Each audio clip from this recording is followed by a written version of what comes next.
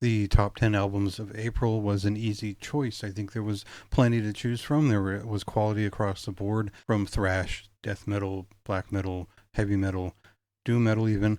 There was great stuff to pick from. There are a couple of special mentions here. I think the latest album from Aurora Borealis is a great choice. Devoid of Thought is a stellar kind of follow up to their previous record. I think the new At the Gates album is pretty solid, but I haven't spent that much time with it. I haven't really sat down with it because I've had so much else to bother with otherwise. So here we get a quick kind of preview of the way that I've envisioned the quality this month. I think these are the strongest releases, and we'll kind of get right to it with number 10 here with Kandarian's Trepanacion. This is a Costa Rican death metal band, a pretty straightforward old school death metal band who are kind of approximating the classic sound, bringing it into kind of a groove driven front, and producing something that appears very meat and potatoes as it starts and then becomes more interesting as they incorporate new ideas throughout. I don't think they fully finished the thought here, but it's a great debut. It's about as substantive as you'd want as a first impression.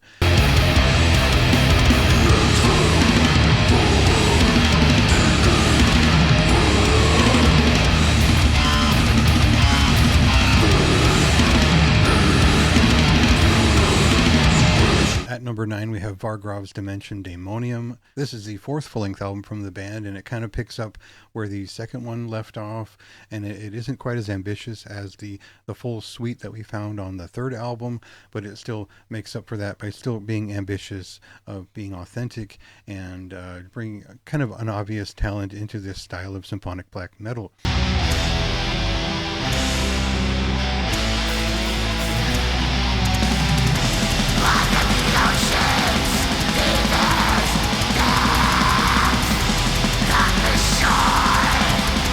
At number 8, we have Archaic Oaths, Determined to Death and Beyond.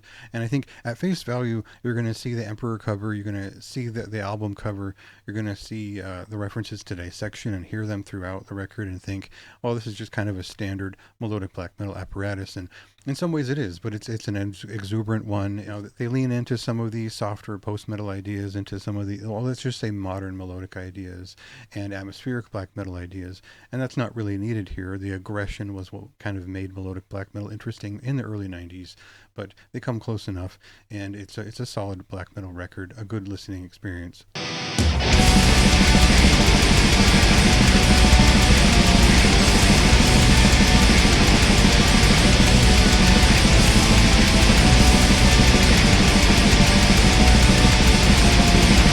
I haven't seen a ton of hype for Ignobless Manner of Primitive Anti-Creation, but I think this debut from the Italian band kind of usurps this whole idea that they were going to be this war metal band, and now they're kind of a bestial black and death idea that also has some old school ideas too, some classic early 90s sounds mixed in with the frenzy of like an impetuous ritual kind of sound. So great debut, lots of energy, just kind of a crazed extreme thing that I found myself listening to far more than expected.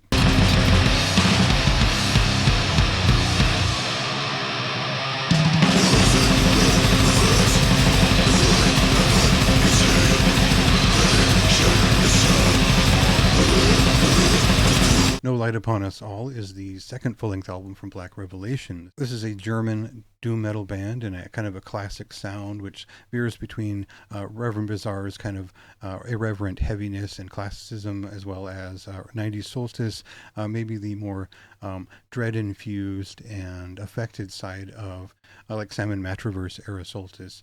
And I think that kind of adds up into something that really dominates for those first 4 or so tracks, and then the last 2 tribute St. Vitus, as well as pull in a guest spot. So there's some variety there. There's a really focused like pillar of tracks up front. I think it's a solid doom metal record in like a desert for this kind of thing lately.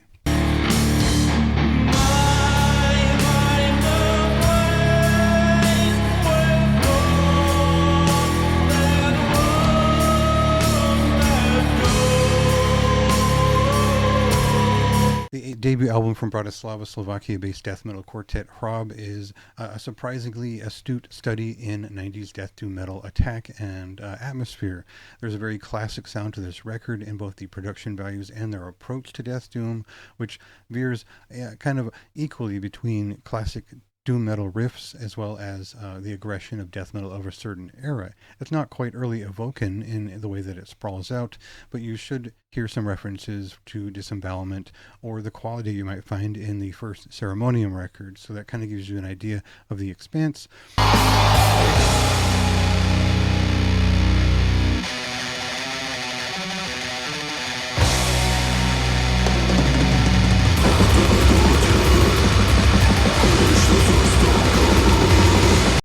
At number 4, we have the return of Necrocultus, this Mexican old school death metal band who have sort of a early 2000s aggression in their past, and now they've kind of eked into territory which is kind of meets halfway between Sadistic Intent and Drawn and Quartered, where there's obviously this kind of modern aggression to it, but there's also a real classicism for 80s death metal in there as well.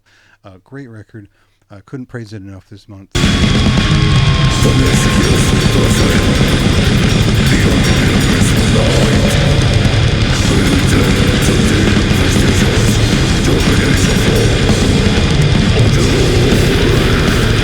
It's a complex subject to approach a 12th full-length album from a band you've been a fan of forever, because you can kind of just wave it off and say, well, this is up to their quality standard. For the most part, it is. And I would say that the reason this isn't number 1 is because, well, it's just kind of another Immolation record in a lot of ways. They've cinched it up, they've cut back on the track list, they've really introduced like an all quality, no filler kind of approach here. The songs are very short and impactful. It just kind of blazes past, and really the lyrics are quite good. The performances are very sharp. I just don't think that the band are as adventurous as they used to be, and now it's a matter of just being Immolation in the most succinct and impactful way as possible. And so that's kind of the praise for this record. It's as succinct and impactful as it can be, and you know, it is just another Immolation record, and I couldn't be more stoked for that.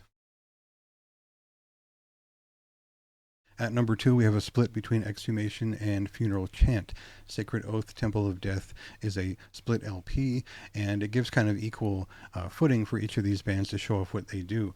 I think Indonesian duo Exhumation is one of the best around. I think it's one of the more interesting bands in the style, and that they've kind of curated into their own, and these songs are just brimming with personality beyond what you'd hear in this style anymore. And the Oakland-based Funeral Chant are more of an aggressive early Swedish death metal kind of sound, the more death thrashing side of that, and not so much the typical. The big thing that links both these bands is they're kind of a riff after riff, late 80s, early 90s style band that doesn't go for the meat and potatoes so much as the thrashing mania side of things, and riffs are really what backs up all their work. Great record overall.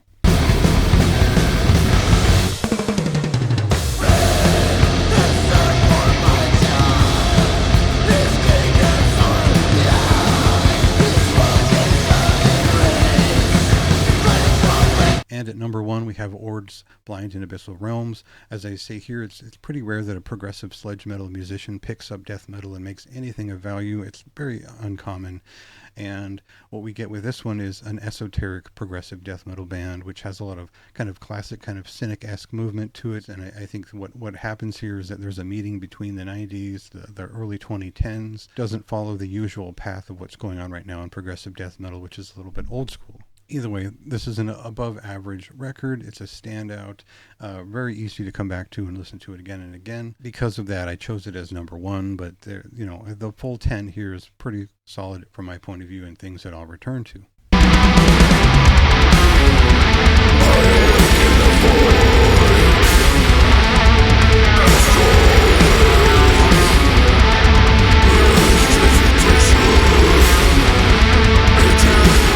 Thanks for checking out the best of April. Go ahead and leave a comment if you're interested. Leave a donation if you want to give me money, and follows, like, subscribe. Just read the website. You know, all of that's all good. Thanks for checking it out.